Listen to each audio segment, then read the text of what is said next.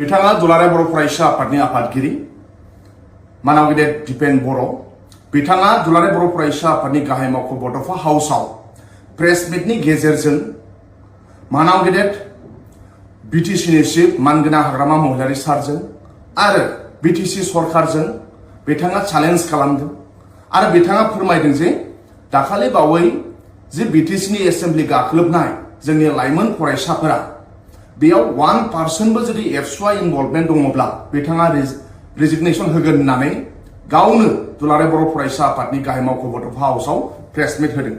दा आङो नैबेयो दाखालि बावै जे फरायसाफोरा first BTC entrance gate first गेटआव हाबनाय नैबेखौ जुम खालामनो थाखाय आं खावलायबाय दुलाराय बर' फरायसा आफादनि गोथार फिरफिलानै बे एसेम्बलिनि गाहायाव बेयो दुलाराय बर' फरायसा आफादनि गोथार फिरफिला नैबेयो मानगोनां क'क्राझारनि डिसि मेडाम फैनाय समाव आरो बावबो फरायसाफोरा दुलाराय बर' फरायसा आफादनि गोथार फिरफिलाखौ बाहायदों।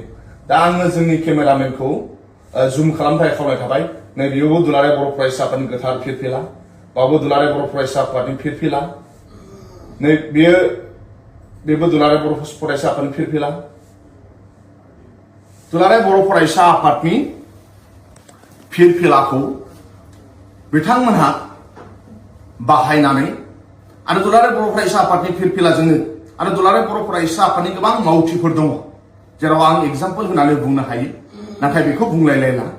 दा आं बुंनो लुबैनाय बिसो जि मानो दुलाराय बर' फरायसा आफादनि मानगोनां आफादगिरि दिपेन बर'आ बेसेबां नंथारै बाथ्राखौ बुंखो मानो आफादगिरिनि मासियाव जिरायनानै एसेबां गाहाय थाखोनि खोथाखौ बुंखो जे एभिडेन्स होनो हायोब्ला गाव जेराव थांनो थाखाय राजि एभिडेन्स होनो हायोब्ला गाव एबसुनिफ्राय रिजाइनेसन होनो थाखाय गाव राजि होननानै दिनै बिटिसिनि चिफ मानाव गेदेर हाग्रामा महिलारि सारजों बिटिसि सरकारजों दिनै दुलाराय बर' फरायसा आफादा मानो फेर फाथिदों।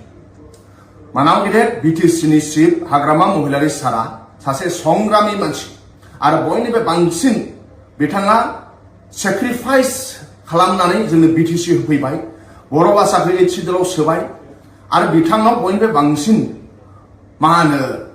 सेक्रिफाइस आरो बयनिफ्राय बांसिन कन्ट्रिबिउसन दङ। नाथाय दुलाराय बर' फरायसा आफादनि मानाव गेदेर आफादगिरिया नंबां जांबां बिथांमोनहा गावसिनाव खामानि गैयाब्ला मानाव गेदेर बिटिसिनि चिफनाव खामानि गैया बिदि दा सान।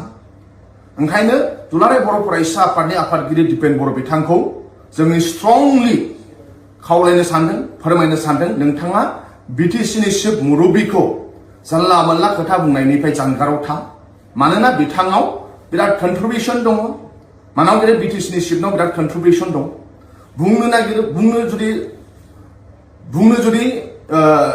जोङो जुदि बुंनांगौब्ला गोबां बाथ्रा दं दुलाराय बर' फरायसा आफादनि आफादगिरिनाव।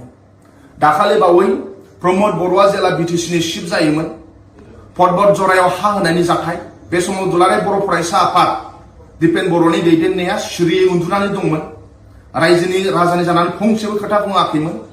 पर्बत जरानि हा होनायनि जाथायाव दुलाराय बर' फरायसा आफादनि आफादगिरि दिपेन बर'नि खुगानिफ्राय फंसेबो बाथ्रा ओंखाराखैमोन। लास्ट 5 बोसोराव प्रमद बर'नि सरकार समाव खनसेबो प्रटेस्ट खालामाखै खनसेबो मुभमेन्ट खालामाखै।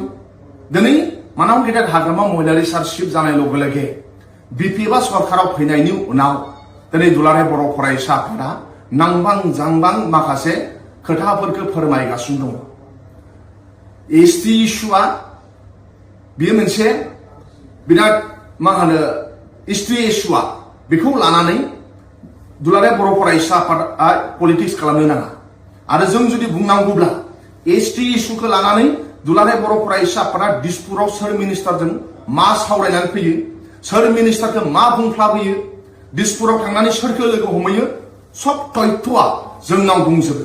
दा जोङो दुलाराय बर' फरायसा आफाद बादि गोथार आफादखौ बरनाम होनो लुबैया ओंखायनोसो मानाव गेदेर दिपेन बर'खौ जों जेबो बुङाखै। दुलाराय बर' फरायसा आफादखौ बेबादि मोनसे हाखराव गावब्रनायखौ जों लुबैया ओंखायनो जों दिनै दुलाराय बर' फरायसा आफादनि आफादगिरि दिपेन बर'आ दिसपुराव थांनानै सोरखौ लोगो हमहैयो दिसपुराव थांनानै मा खोथा बुंनानै फैयो माबादि मुभमेन्ट लागोन सानबेसे मुभमेन्ट लागोन सोरजों मा सावरायबोदों बिनि डिटेल्सखौ जों होजोबनो हायो। नाथाय दुलाराय बर' फरायसा आफादखौ जोंनाव अननाय आरो मोजां मोननाय दङ। बिनि थाखाय जोङो दुलाराय बर' फरायसा आफाद बादि गोथार आफादखौ जोङो बेबादि रायजो राजानि गेजेराव हाद्रि बाला सारनो लुबैयाखै। नाथाय दुलाराय बर' फरायसा आफादनि आफादगिरि दिपेन बर'आ जेरैबादि डिभाइड पलिटिक्स खालामदों बे जोंनि थाखाय दुखुनांथाव बाथ्रा। आरो जेरैबादि बिथाङा मा होनो बिटिसि सरकारनि सिपजों जानला मानला आंबां जांबां खोथा बुंबाय थादों, बेनिफ्राय जानगाराव थानो नांगौ आरो एसटि इस्युखौ लानानै पलिटिक्स खालामनो नाङा। आरो दुलाराय बर' फरायसा आफादा जुदि खामानि गैयाब्ला नोंथांमोनहा दलरै जिरायनानै था। मानाव गेदेर हाग्रामा महिलारि सारा जोङो बिटिसि ओनसोलनि आरो आसामनिनो गासै बर' माहारिखौ लानानै बिथाङा जौगासारनायनि खामानि मावगोन, लाइमोन सेंग्रा सिख्लानि थाखाय मोजां खामानि मावगोन आरो बिटिसिखौ रैखाथि होगोन।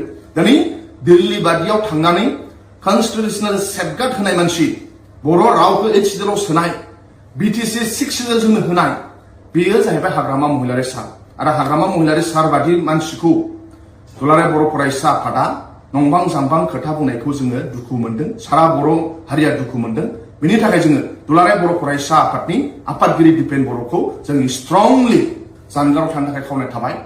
आरो एसे गोथौयै हाबबावनांगौब्ला दुलाराय बर' फरायसा आफादनि आफादगिरिया ना एमएलए ना मन्त्रि, नोंथाङा दिनै एमएलए मन्त्रि नङा गारा बेसेबां सम्पति खामायखो, नों बेसेबां सम्पति खामायखो बेखौबो जों डिटेल्स लाबोनो गोनां जागोन। जोङो दुलाराय बर' फरायसा आफादखौ मान होयो, सन्मान होयो। बेनि थाखाय जों दिपेन बर'नि सायाव खोथा बुङाखै, नङाब्ला जोंबो बुंनो हायो। नाथाय जोङो एबसुखौ बेबादि मोनसे नोजोरजों नायजानायखौ जों लुबैयाखै। बेनि थाखाय जों मान होनानै सिरियै दङ। Thank you.